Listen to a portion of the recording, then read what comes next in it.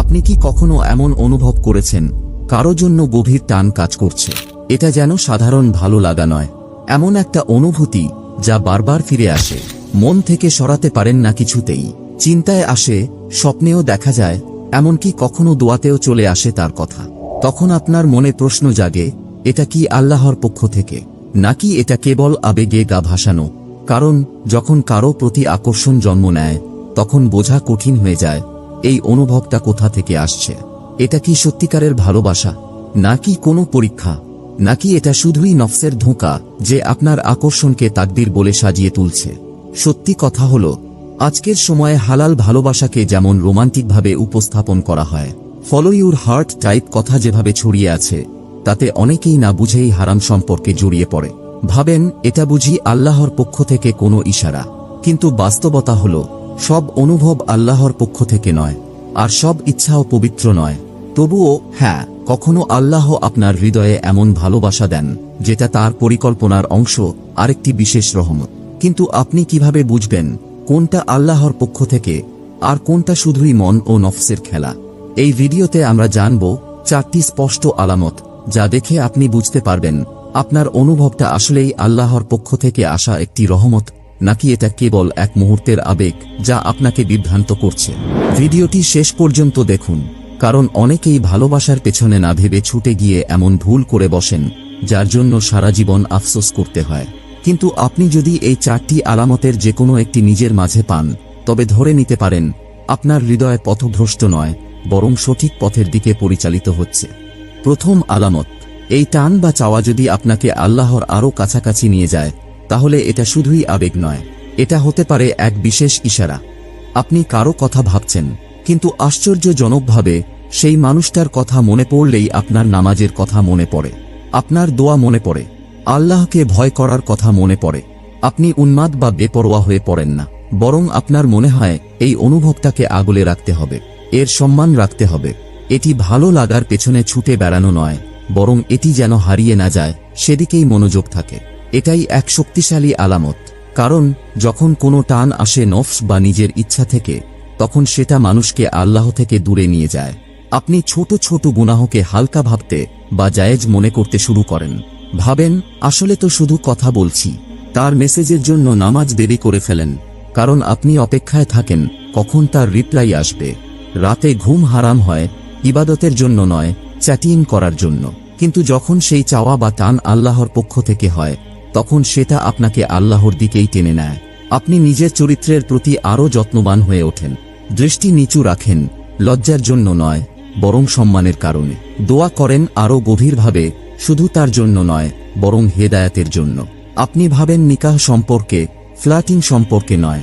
আপনার মনে হয় আমি নিজেকে আরও ভালো বানাতে চাই, কাউকে ইমপ্রেস করতে নয়, বরং নিজেকে আল্লাহর কাছে যোগ্য বানাতে। আপনার হৃদয় যেন আল্লাহর দরবারে এভাবে বলছে, হে আল্লাহ, যদি এই মানুষটি আমার জন্য কল্যাণকর হয়, তাহলে আমাকে এমন বানিয়ে দিন যেন আমি তার উপযুক্ত হই। এই মানসিকতা, এটা নফস থেকে আসে না, এটা এমন একটা চাওয়া যা আল্লাহর স্মরণে বিশুদ্ধ হয়ে উঠছে। রাসূলুল্লাহ সাল্লাল্লাহু আলাইহি ওয়াসাল্লাম বলেছেন, আল্লাহর জিকির ছাড়া কোনো হৃদয় শান্তি পায় না। তাই যদি আপনার অনুভূতিগুলো আপনাকে আল্লাহর জিকিরে ব্যস্ত রাখে, আপনাকে কুরআনের দিকে টানে, আপনার আচরণে আরও সাবধান করে তোলে, তাহলে বুঝে নিন এটা শুধুই ভালোবাসা নয়, এটা আল্লাহর পক্ষ থেকে একটা স্মরণ যে তার জায়গা এখনও আপনার হৃদয়ের কেন্দ্রে আছে, যদিও সেখানে আরেকজনের জন্য জায়গা তৈরি হচ্ছে। কিন্তু যদি এই টান আপনাকে আল্লাহর থেকে মুখ ফিরিয়ে নেয় আর আপনার হৃদয়ে শান্তির বদলে অস্থিরতা এনে দেয়, তাহলে নিজেকে একবার জিজ্ঞেস করুন, এটা কি আল্লাহর পক্ষ থেকে আসা ভালোবাসা, নাকি এটা আমার নিজের নফসের কামনা? দ্বিতীয় আলামত, আল্লাহ আপনার সময় বদলে দেন, আপনাকে বিভ্রান্ত করার জন্য নয়, বরং আপনাকে রক্ষা করার জন্য। আপনি নিশ্চয়ই সেটা অনুভব করেছেন, তাই না? যখন সবকিছু ভালোর দিকে যাচ্ছিল, হঠাৎ করে কিছু যেন থেমে গেল। কথোপকথন ধীরে ধীরে বন্ধ হয়ে গেল, যোগাযোগটা দূরে চলে গেল, অথবা হয়তো যখন সবকিছু ঠিকঠাক এগোচ্ছিল তখনই কিছু একটা থেমে গেল। এবং ঠিক সেই মুহূর্তে আপনি অনেক বেশি চিন্তা করতে শুরু করলেন, আমি কি কিছু ভুল করেছি? এটা কি আমার জন্য নয়? এখন কেন, যখন আমি ঠিক নিশ্চিত ছিলাম?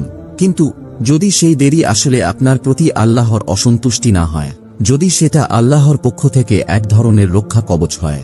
এটা আমরা মাঝে মাঝে সহজে মেনে নিতে পারি না।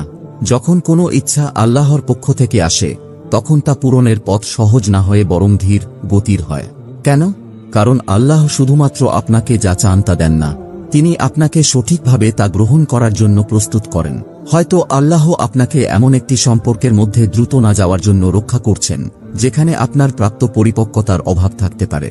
হয়তো তিনি আপনাকে আপনার ঈমান গড়ার জন্য কিছু সময় দিচ্ছেন, যাতে যদি কিছু হয় তা স্থায়ী হয়।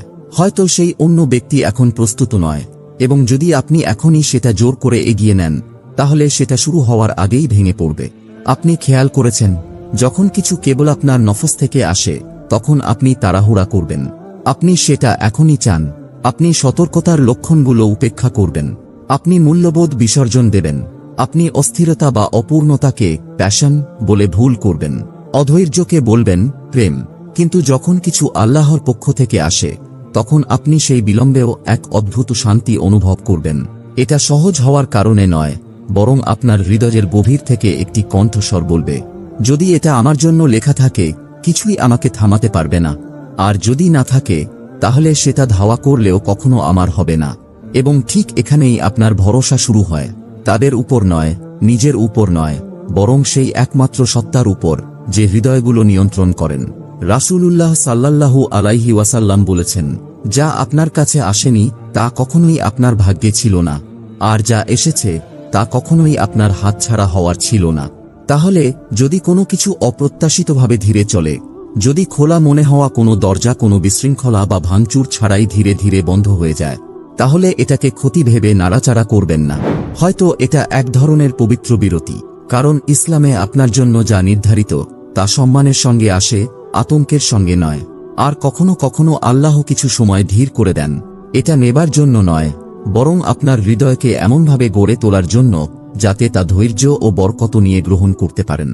তৃতীয় আলামত, এই ব্যক্তির আগমনেই প্রথমবারের মতো আপনি নিজের মূল্যবোধ হারানোর ভয় পেলেন। আপনি সবসময় সতর্ক ছিলেন, আপনার সীমাবদ্ধতা মেনে চলতেন, অপ্রয়োজনীয় কথোপকথন এড়িয়ে চলতেন, আপনার দৃষ্টি নিচু রাখতেন, আপনার হৃদয় সহজে খুলতেন না। কিন্তু তারপর তারা এলেন এবং হঠাৎ করেই আপনি নিজেকে আগের থেকে অনেক বেশি যাচাই করতে শুরু করলেন। এটা দুর্বলতা থেকে নয়, বরং তাদের মধ্যে কিছু ছিল যা আপনাকে বুঝতে শিখিয়েছে আপনার হৃদয় আসলেই কতটা নাজুক। আপনি কখনো অনুভব করার পরিকল্পনা করেননি, কিন্তু এখন আপনি অতিরিক্ত দোয়া করতে শুরু করেছেন, কঠোর সীমানা নির্ধারণ করছেন, এমনকি আল্লাহর কাছে নিজেকে রক্ষা করার জন্য প্রার্থনা করছেন। আপনি এই কাজটি অপরাধবোধ থেকে করছেন না, আপনি করছেন এটি পূর্ণ সম্মান থেকে। এবং সেই পরিবর্তন, সেই গভীর অভ্যন্তরীণ সতর্কতা যা আগে ছিল না, এটাই হতে পারে এক আলামত যে আপনি যে ব্যক্তি সম্পর্কে অনুভব করছেন সেই অনুভবটি সাধারণ নয়। এটা কেবল আবেগের নয়, এটা আধ্যাত্মিক, এবং এটা আপনার ভেতরে কিছু জাগিয়ে তুলছে যা আপনাকে আরও আল্লাহর দিকে ফিরে যেতে সহায়তা করছে। কারণ সত্য কথা হলো, যখন কিছু নফস থেকে আসে তখন সেটা আপনাকে বেপরোয়া করে তোলে। আপনি তাড়াহুড়া করেন, আপনি গুনাহকে জাস্টিফাই করেন, আপনি বলেছিলেন পরে তওবা করব। কিন্তু যখন সেই অনুভবটি আল্লাহর পক্ষ থেকে আসে, এটা আপনাকে নম্র করে তোলে। আপনি বলতে শুরু করেন, হে আল্লাহ, এই অনুভবটি যেন আমার আখিরাত নষ্ট না করে। আপনি তাদের হৃদয় জয় করতে চাইছেন না, আপনি আপনার আত্মা রক্ষার প্রতি বেশি চিন্তা করছেন। আপনি সীমা অতিক্রম করতে ভয় পাচ্ছেন। এটা মানুষের বিচার থেকে নয়, বরং আল্লাহ যদি আপনার উপর খুশি না হন সেজন্য। এমন ধরনের ভয়, এটা প্রেমের অস্থিরতা থেকে আসে না, এটা ঈমানের আলামত। এটি একটি সাইন যে আল্লাহ আপনার হৃদয়কে এখনও রক্ষা করছেন, যদিও আপনি অনুভূতির যুদ্ধক্ষেত্রে হাঁটছেন। রাসূলুল্লাহ সাল্লাল্লাহু আলাইহি ওয়াসাল্লাম বলেছেন, কেউ আল্লাহর জন্য কোনো কিছু ত্যাগ করলে আল্লাহ তার বদলে তার চেয়ে উত্তম কিছু দান করেন। তাহলে যদি আপনি আপনার নফসের বিরুদ্ধে লড়ছেন, আপনার কামনা বাসনার বিরুদ্ধে লড়াই করছেন, যদি আপনি আল্লাহর কাছে এটিকে হালাল করতে অথবা পুরোপুরি সরিয়ে দেওয়ার জন্য প্রার্থনা করছেন, এবং আপনি আপনার অনুভূতি অথবা তাদের অনুভূতিগুলো নিয়ে খেলা করছেন না, তাহলে এটা সত্যিই তাকওয়া এর আলামত। এমন ধরনের তাকওয়া, এটা দুর্বলতা নয়, বরং এটি সেই সুস্পষ্ট ইঙ্গিত যে আল্লাহ সম্ভবত এই অনুভূতিকে পবিত্র কিছুতে রূপান্তরিত করছেন। চতুর্থ আলামত, আপনি আল্লাহর কাছে অনুভবটি দূর করার জন্য দোয়া করেছেন, কিন্তু আল্লাহ তা সরিয়ে নেননি, আর এখন এটি আপনাকে বদলে দিচ্ছে। আপনি দোয়া করেছেন, হে আল্লাহ, যদি এটা আমার জন্য ভালো না হয় তবে এটা সরিয়ে দিন। আপনি এটিকে বন্ধ করার চেষ্টা করেছেন। আপনি নিজেকে বলেছিলেন, এটা তো শয়তানের কাজ, এটা শুধু আবেগ। কিন্তু দিন পেরিয়েছে, তারপর সপ্তাহ, তারপর মাস, এবং সেই অনুভূতি থেকে গেছে। কিন্তু এক আশ্চর্যজনক ঘটনা ঘটেছে। আপনি শুধু কামনা বা আকাঙ্ক্ষায় আটকে থাকেননি, আপনি বেড়ে উঠতে শুরু করেছেন। আপনি আরও মনোযোগ দিয়ে নামাজ পড়তে শুরু করেছেন। আপনি আপনার কথা আরও সতর্কতার সঙ্গে বলতে শুরু করেছেন। আপনি হারাম থেকে দূরে সরে গেছেন। এমনকি আপনি ক্ষুদ্রতম ভুলের জন্য তোবা করতে শুরু করেছেন। এবং হঠাৎ এই অনুভূতি, যেটা আপনি শুধু আকর্ষণ মনে করতেন, এটি এখন আপনার জন্য এক আয়নায় পরিণত হয়েছে। এটি আপনাকে আপনার সেই দিকগুলো দেখিয়েছে যা আপনি এড়িয়ে যাচ্ছিলেন। এটা আপনাকে আপনার হৃদয়, আপনার উদ্দেশ্য এবং আপনার আল্লাহর সাথে সম্পর্ক পরিশুদ্ধ করতে সাহায্য করেছে। এবং আপনি এখনও নিশ্চিত নন কেন এটা চলে যায়নি, কেন প্রতিবার দমন করার পরও এটি আরও শক্তিশালী হয়ে ফিরে আসে। হতে পারে এটি যাওয়ার জন্য আসেনি, হয়তো এটি আপনাকে পরিশুদ্ধ করার জন্য এসেছে। হয়তো আল্লাহ এই কামনাটিকে আপনার হৃদয়ে রেখেছেন তা পূরণ করার জন্য নয়, বরং আপনাকে গড়ে তোলার জন্য। কারণ কখনো কখনো যা আমরা বিভ্রান্তি মনে করি, এটা আসলে সেই উপকরণ যা আল্লাহ আমাদেরকে সঠিক পথে ফিরিয়ে আনতে ব্যবহার করছেন। এখন লক্ষ্য করুন, যদি এই আকাঙ্ক্ষা আপনাকে ইস্তেখারা করতে উদ্বুদ্ধ করে, হৃদয় পবিত্র করতে শেখায়, চরিত্র উন্নত করতে সাহায্য করে, আল্লাহর ইচ্ছার কাছে নিজেকে সঁপে দিতে শেখায়, তাহলে সেই ব্যক্তি আপনার জীবনে আসুক বা না আসুক, এই আকাঙ্ক্ষা ইতিমধ্যেই তার কাজ সম্পন্ন করেছে। রাসূলুল্লাহ সাল্লাল্লাহু আলাইহি ওয়াসাল্লাম বলেছেন, আল্লাহকে ভয় করো, তিনি তোমার হৃদয়কে সঠিক পথ দেখাবেন। সুতরাং এই অনুভূতি দূর না হওয়ার কারণ হতে পারে আল্লাহ এটি দ্বারা আপনাকে পথ দেখাচ্ছেন, কোনো ব্যক্তির দিকে নয়, বরং এমন একজন মানুষ হওয়ার দিকে যে আল্লাহর জন্য ভালোবাসে, নিজের জন্য নয়। প্রিয় ভাই ও বোনেরা, কাউকে ভালোবাসা বা আকর্ষণ অনুভব করা হারাম নয়, কিন্তু সীমাহীনভাবে তা অনুসরণ করা হারাম। এখানেই অনেকেই বিভ্রান্তিতে পড়েন। ভালোবাসা, আকর্ষণ, আবেগ এগুলো মানুষের স্বভাবজাত, কিন্তু একজন মুসলিমকে আলাদা করে তোলে এই অনুভূতিগুলোকে সামলানোর পদ্ধতি। আল্লাহ কখনো আপনার হৃদয়ে ভালোবাসা রাখেন পরীক্ষা হিসেবে, কখনো রহমত হিসেবে, আর অনেক সময় শুধু আপনাকে তার দিকে ফিরিয়ে আনার জন্যই। এখন নিজেকে একটু জিজ্ঞেস করুন, এই অনুভূতি কি আমাকে আল্লাহর বেশি কাছে নিয়ে গেছে, আমার সম্মান রক্ষার ব্যাপারে সচেতন করেছে, গুনাহ থেকে বাঁচার ভয় সৃষ্টি করেছে, কারো পিছনে ছোটার বদলে আল্লাহর দিকে হাত বাড়াতে শিখিয়েছে? যদি উত্তর হ্যাঁ হয়, তাহলে এটা শুধু একটি আকর্ষণ নয়, এটা হতে পারে আপনার পরিবর্তনের একটি মাধ্যম। কিন্তু একটি কথা সব সময় মনে রাখবেন, যদি কিছুই না হয়, যদি আপনি এই জীবনে তাদের সাথে না থাকতে পারেন, তবু আপনি জিতেছেন, কারণ আপনি আল্লাহর দিকে ফিরে এসেছেন। এই ধরনের ভালোবাসা, এই ধরনের জাগরণ কখনোই বৃথা যায় না।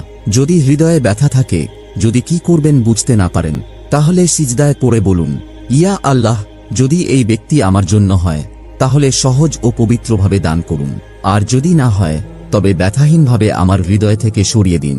এই অনুভূতির বদলে আমাকে আরও ভালো কিছু দিন, আর আমাকে এমন ভালোবাসা দিন যা আমার জন্য আপনি লিখে রেখেছেন।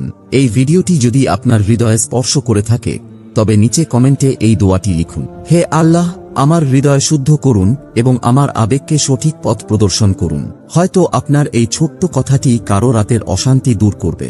আর যদি এই ভিডিও থেকে সামান্যতম স্পষ্টতা পেয়ে থাকেন, তবে লাইক ও সাবস্ক্রাইব করতে ভুলবেন না। এটি সম্পূর্ণ বিনামূল্যে, কিন্তু এর মাধ্যমে আরও অনেক হৃদয়ে এই বার্তা পৌঁছাতে পারবো আমরা, যারা নীরবে একই বিভ্রান্তির মধ্যে স্ট্রাগলিং করছে।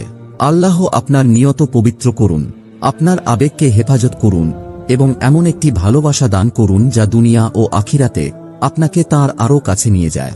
আমিন।